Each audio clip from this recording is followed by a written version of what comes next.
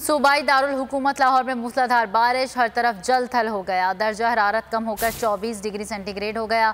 नशीबी इलाके ज़ेर आब आ गए। इस हवाले से मज़ीद तफसीलात जानते हैं शालामार से बोल न्यूज़ के नुमाइंदे सुधीर चौधरी से। सुधीर, बताइएगा तफसीलात। जी बिल्कुल, एक दफ़ा फिर बारिश ने लाहौर को डबो दिया है।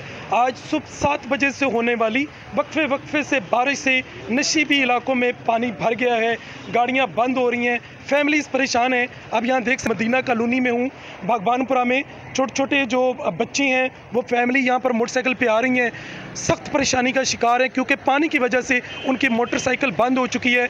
ये गाड़ी भी आप देख रहे हैं यहाँ से गुजर रही है, इससे आधे से ज़्यादा टायर जो है वो पानी में डूबे हैं। इस इलाके में 3 से 3.5 फुट पानी जो है वो जमा हो जाता है और अक्सर घरों में पानी घरों के अंदर दाखिल हो गया है। आज की बारिश ने जो हुकूमत थी उसके बहुत शुक्रिया। सब्सक्राइब करें और बेल दबाएं ताकि कोई खबर रह न जाए।